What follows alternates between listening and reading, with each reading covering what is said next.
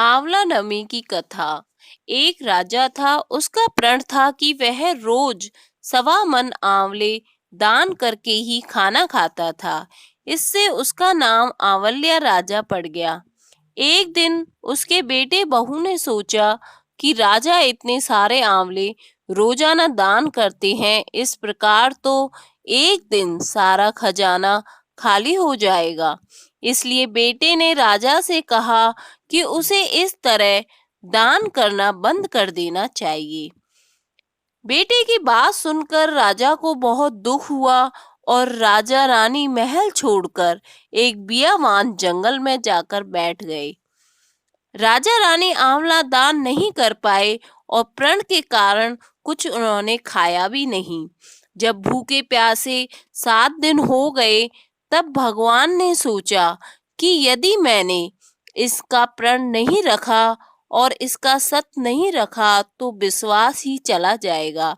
इसलिए भगवान ने जंगल में ही महल, राज्य और बाग बगीचे सब बना दिए और ढेरों आंवले के पेड़ लगा दिए। सुबह राजा रानी उठे तो देखा कि जंगल में उनके राज्य से भी दुगना राज्य बसा हुआ है। राजा रानी से कहने लगे, सत मत छोड़े सूरमा, सत छोड़ा पत जाए, सत की छोड़ी लक्ष्मी, फेर मिलेगी आए। आओ नहा धोकर आंवले दान करें और भोजन करें। राजा रानी ने आंवले दान करके खाना खाया और खुशी खुशी जंगल में रहने लगे। उधर आंवला देवता का अपमान करने व माता पिता से बुरा व्यवहार करने के कारण बहू बेटे के बुरे दिन आ गए। राज्य दुश्मनों ने छीन लिया और दाने दाने को मोहताज हो गए और काम ढूंढते हुए अपने पिताजी के राज्य में आ पहुंचे। उनके हालत इतने बिगड़ते हुए देखे कि पिता ने उन्हें बिना पहचाने हुए काम पर रख लिया। बेटे बहू सोच भी नहीं सकते थे कि उनके माता पिता इतने बड़े राज्य के मालिक भी हो सकते हैं। सो उन्होंने भी अपने माता पिता को नहीं पहचाना। एक दिन बहू ने सास के बाल गूंथते समय उनकी पीठ पर मस्सा देखा। उसे यह सोचकर रोना आने लगा कि ऐसा मस्सा मेरी सास के भी था। हमने यह सोचकर उन्हें आंवले दान करने से रोका था कि हमारा धन नष्ट हो जाएगा। आज वे लोग ना जाने कहाँ होंगे। यह सोचकर बहू को रोना आने लगा और आंसू टपक टपक कर सास की पीठ पर गिरने लगे। रानी ने तुरंत पलटकर देखा और पूछा कि तू क्यों रो रही है। उसने बताया, आपकी पीठ पर जैसा मस्सा है ऐसे ही मेरी सास की पीठ पर भी था। हमने उन्हें आंवले दान करने से मना कर दिया था, इसलिए वे घर छोड़कर कहीं चले गए। तब रानी ने उन्हें पहचान लिया, सारा हाल पूछा और अपना हाल बताया। अपने बेटे बहू को समझाया कि दान करने से धन कभी कम नहीं होता बल्कि बढ़ता ही है। बेटे बहू भी अब सुख से राजा रानी के साथ रहने लगे। हे भगवान, जैसा राजा रानी का शर्त रखा वैसा सबका रखना, कहते सुनते सारे परिवार का सुख रखना। एक बार माँ लक्ष्मी पृथ्वी भ्रमण पर आई। रास्ते में उनके मन में भगवान विष्णु और भगवान शिव की पूजा करने की इच्छा हुई। धरती पर आकर माँ लक्ष्मी सोचने लगी कि भगवान विष्णु और शिव जी की पूजा एक साथ कैसे की जा सकती है। तभी उन्हें याद आया कि तुलसी और बेल के गुण आंवले में पाए जाते हैं। तुलसी भगवान विष्णु को और बेल शिव जी को अति प्रिय है। उसके बाद माँ लक्ष्मी ने आंवले के पेड़ की पूजा करने का निश्चय किया। माँ लक्ष्मी की भक्ति और पूजा से प्रसन्न होकर भगवान विष्णु और शिव जी साक्षात प्रकट हुए। माँ लक्ष्मी ने आंवले के पेड़ के नीचे भोजन बनाया और दोनों को श्रद्धा पूर्वक खिलाया। उसके बाद उन्होंने खुद भी वहां भोजन ग्रहण किया।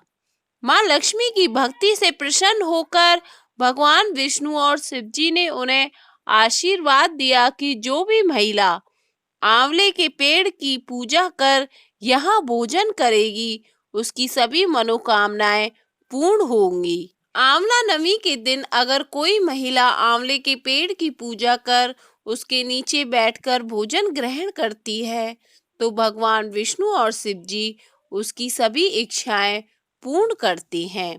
काशी नगर में एक निसंतान धर्मात्मा वैश्य रहता था। एक दिन वैश्य की पत्नी से एक पड़ोसन बोली, यदि तुम किसी पराये लड़के की बलि भैरव के नाम से चढ़ा दो तो तुम्हें पुत्र प्राप्त होगा। यह बात जब वैश्य को पता चली तो उसने साफ मना कर दिया, परंतु उसकी पत्नी मौके की तलाश में लगी रही। एक दिन एक कन्या को उसने कुएं में गिराकर भैरव देवता के नाम पर बलि दे दी। इस हत्या का परिणाम विपरीत हुआ। लाभ की जगह उसे पूरे बदन में कोढ़ हो गया। लड़की की प्रेत आत्मा उसे सताने लगी। वैश्य के पूछने पर उसकी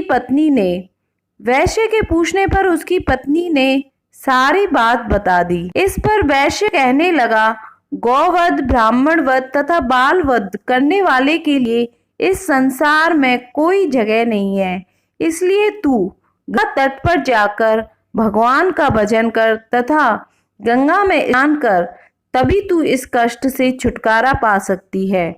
वह पत्नी पश्चाताप करने लगी और रोग मुक्त होने के लिए मां गंगा की शरण में गई।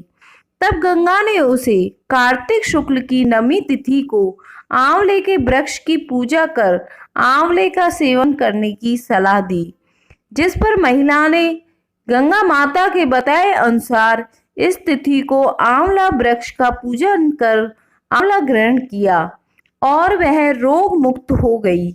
इस व्रत व पूजन के प्रभाव से कुछ दिनों बाद उसे संतान की प्राप्ति हुई। आंवला नवमी की पूजा विधि। इस दिन महिलाएं सुबह जल्दी उठकर स्नान करती हैं और साफ वस्त्र धारण करती हैं। आंवले के पेड़ की पूजा की जाती है। आंवले के पेड़ के नीचे पूर्व दिशा की ओर मुख करके पूजा करते हैं। इसके बाद आंवले के पेड़ पर दूध चढ़ाएं और उसके तने पर कच्चे सूत का धागा बांधें। मेहंदी, चूड़ी या सिंदूर आदि किसी भी चीज का चुनाव करके आंवले के पेड़ पर चढ़ाएं। इसके बाद आंवले के वृक्ष पर तिलक करके उसे अक्षत अर्पित करें और धूप व दीप से वृक्ष की पूजा करें। इसके बाद आंवले के वृक्ष की 108 परिक्रमा करें। यदि आप 108 परिक्रमा न कर पाए तो 8 परिक्रमा करके हाथ जोड़ लें। आंवले नवमी की कथा ध्यान पूर्वक सुने। इसके बाद आंवले के वृक्ष के नीचे बैठकर ही भोजन करें। भोजन में आंवले का प्रयोग अवश्य करें। भोजन करते समय अपना मुख पूर्व दिशा की ओर जरूर होना चाहिए।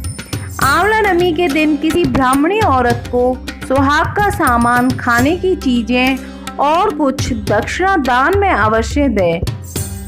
आंवला नवमी के दिन सोने चांदी का दान करने पर उसका 6 गुना फल मिलता है। यदि संभव हो तो इस दिन सोने और चांदी का दान अवश्य करें।